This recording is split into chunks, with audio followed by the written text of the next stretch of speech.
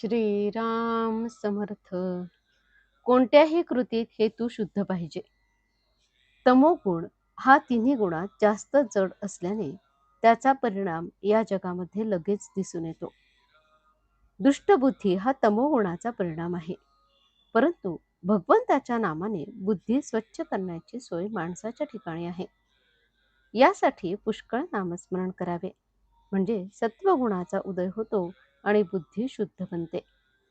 देहाला कष्ट दिले म्हणजे भगवंत वश होतो हे काही खरे नाही. तसे जर असते तर रस्त्यात उन्हामध्ये खडी फोडणाऱ्याला भगवंत लवकर वश झाला असता. भगवंताचे लक्ष आपल्या देहापेक्षा मनाकडे असते. आपल्या मनामध्ये प्रापंचिक हेतू ठेवून भगवंताच्या नावाने उपवासासारखे कितीही कष्ट केले तरी ते पाहून लोक फसतील, पण भगवंत फसणार नाही. आपण जसे बोलतो तसे वागण्याचा अभ्यास करावा. परमार्थामध्ये ढोंग फार बाधक असते. प्रापंचिक गोष्टींकरता उपवास करणे ही गोष्ट मला पसंत नाही. उपवास घडावा यात जी मौज आहे ती उपवास करावा यामध्ये नाही. भगवंताच्या स्मरणामध्ये इतके तल्लीन व्हावे की आपण नेहमी त्याच्याजवळ वास करतो आहोत असे मनाला वाटावे. मग देहाने अन्न खाल्ले म्हणून बिघडले कुठे? या उलट आपल्या चित्तात भगवंताचे नाम नसताना आपण देहाने पुष्कळ उपवास केले तरी अशक्तपणाशिवाय दुसरे काही पदरात पडत नाही. काही लोक वेडे असतात. त्यांना आपण उपास-तापास कशासाठी करतो आहोत हेच समजत नाही. कोणत्याही कृतीला वास्तविक मोल तिच्या शुद्ध हेतूमुळे येते.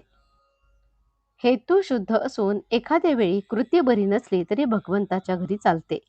पण हेतू चांगला नसून कृती मात्र फार चांगली असली तरी भगवंत त्यापासून दूरच राहतो.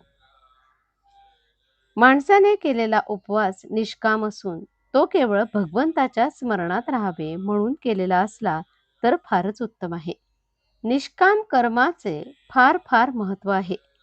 भगवंतासाठी भगवंत हवा अशी आपली वृत्ती असावी. किंबहुना नाम घेत असताना प्रत्यक्ष भगवंत समोर उभा ठाकला आणि तुला काय पाहिजे असे त्याने विचारले तर तुझे नामच मला दे हे त्याच्याजवळ मागावे.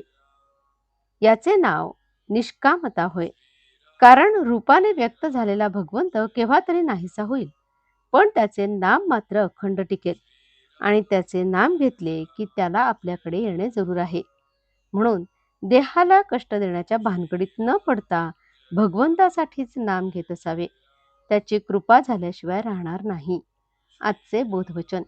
जेथे नाम तेथे राम हा ठेवावा विश्वास, कृपा करील रघुनाथ खास. जानकी जीवन स्मरण जय जय राम. श्रीराम समर्थ.